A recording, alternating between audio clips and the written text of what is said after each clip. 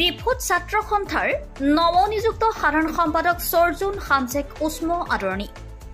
বৃহস্পতিবাৰে সন্ধিয়া 7মান বজাত সদৌ অসম ছাত্ৰ সন্থাৰ ভাৰপ্ৰাপ্ত সাধাৰণ সম্পাদক সৰ্জুন হানছেক আজি নিজ গৃহস্থান ডিফুত বিভিন্ন দল সংগঠনে উষ্ম আদৰণি জনায়। আসুৰ ভাৰপ্ৰাপ্ত সাধাৰণ সম্পাদক ৰূপে নিৰ্বাচিত হৈ ডিফুলৈ অহাৰ পথত কাৰ্বি আংলং জিলাৰ বিভিন্ন আঞ্চলিক ছাত্ৰ সন্থাসমূহে ঠায়ে ঠায়ে ছাত্ৰ নেতাগৰাকীক বিপুল আদৰণি জনায়। সন্ধিয়া প্ৰায় 7 বজাত ডিফুৰ ঐতিহ্যমণ্ডিত ডিফু ক্লাবত উপস্থিত হোৱা হানছেক ডিফু ক্লাবৰ কাৰ্বি আংলং জিলাৰ বিভিন্ন সামাজিক সংগঠন আৰু ছাত্ৰ সংগঠনসমূহে বিপুল আদৰণি জনায়। কাৰ্বি আংলং জিলা মহিলা সমিতি, কাৰ্বি আংলং জিলা সাহিত্য সভা, ডিফু সাহিত্য সভা, কাৰ্বি আংলং সাংস্কৃতিক সমাজ, ডিফু লেখিকা সমাৰোহ, ডিফু ক্লাব, কাৰ্বি আংলং জিলা প্ৰেছ ক্লাব, ডিফু মুছলিম যুৱ মঞ্চকে ধৰি বহুকেইটা দল সংগঠনে শুভেচ্ছা আৰু আদৰণি জনায়। দল সংগঠনৰ আদৰণি গ্ৰহণ কৰি অসমৰ সকলো জিলা আৰু আঞ্চলিক মহকুমা শাখা ছাত্ৰ সন্থাসমূহলৈ তেওঁক এই পদলৈ নিৰ্বাচিত কৰাৰ বাবে কৃতজ্ঞতা আৰু ধন্যবাদ জ্ঞাপন কৰে। হানছে বিশেষ কাৰ্বি আংলং জিলাৰ বিভিন্ন দল সংগঠন জ্যেষ্ঠ কনিষ্ঠসকলৰ পৰা বিশেষ আশীৰ্বাদ আৰু দিহা পৰামৰ্শ বিচাৰে যাতে তেওঁৰ এই গুৰু দায়িত্ব নিষ্ঠা আৰু সততাৰে সম্পূৰ্ণ কৰিবলৈ সক্ষম হয়।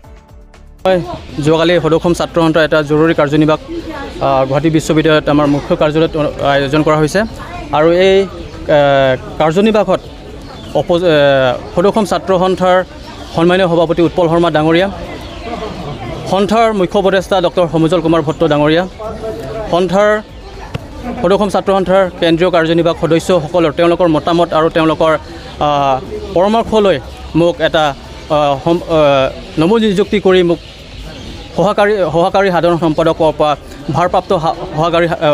ভাৰপ্ৰাপ্ত সাধাৰণ সম্পাদক দায়িত্ব মোক দিয়া গৈছে। গতিকে মই সমগ্ৰ অসমৰ ৰাইজৰ পৰা, বিশেষকৈ আমাৰ কাৰ্বি আংলং ৰাইজৰ পৰা মই তেওঁলোকৰ দিহা পৰামৰ্শ আৰু সহায় সহযোগিতা আৰু তেওঁলোকৰ আশীৰ্বাদ আৰু অভিভাৱকসকলৰ পৰা তেওঁলোকৰ আশীৰ্বাদ আগন্তুক দিনতো তেওঁলোকক কৰিব বুলি মই আশাবাদী আছোঁ। তাৰ লগে আজি যিহেতু মোৰ নিজৰ জন্মস্থানত মই আহি জাগাই জাগাই ৰখি মোক আদৰণি জনাইছে, তেওঁলোকক মই ধন্যবাদ জ্ঞাপন কৰিছোঁ। আৰু আজি মোৰ নিজৰ জন্মস্থান ডিফুত আহি মোৰ নিজৰ মা আছে, লগতে মোৰ সতীৰ্থসকল আছে। আজি ঐতিহাসিক ডিফু ক্লাবতে মোক উষ্ম আদৰণি জনাইছে ডিফুবাসীসকলে, গতিকে তেওঁলোকক মই ধন্যবাদ জ্ঞাপন কৰিছোঁ। আৰু আজি এই উষ্ম আদৰণিত মই যিহেতু মোৰ জীৱন সদৌ অসম ছাত্ৰ সন্থাৰ মই 2012 গুৱাহাটী ইউনিভাৰ্চিটিৰ পৰা কৰিছিলোঁ, তথাপিও মই ইয়াত যিহেতু মই ডিফু আঞ্চলিক ছাত্ৰ সন্থাৰ পৰা প্ৰতিনিধি কৰি আজি সদৌ অসম ছাত্ৰ সন্থাৰ ভাৰপ্ৰাপ্ত সাধাৰণ সম্পাদকক পদ মোক অৰ্পণ কৰাৰ বাবে মই পুনৰবাৰ সমগ্ৰ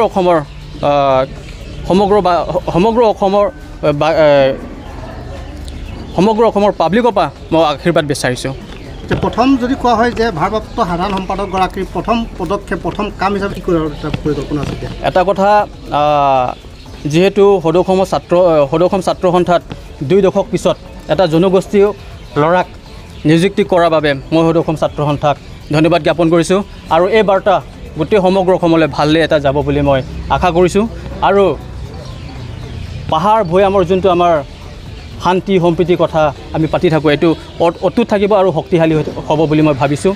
তাৰ লগে লগে যিহেতু মোক এই দায়িত্বটো অৰ্পণ কৰাৰ পিছত মই ভাবিছোঁ যে আমাৰ পাহাৰ ভৈয়াম যোনটো আমাৰ এটা ভাঙি যোৱা পথটো, এইটো অটুট হৈ থাকিব আৰু অসমলৈ এটা ভাল বাৰ্তা, লগতে অসমৰ ৰাইজক লৈ আমি এটা ভাল কাম কৰি যাম আৰু সদৌ অসম ছাত্ৰ সন্থা পুনৰবাৰ আগতীয়াকৈ শক্তিশালী হ'ব বুলি মই আশা কৰিছোঁ।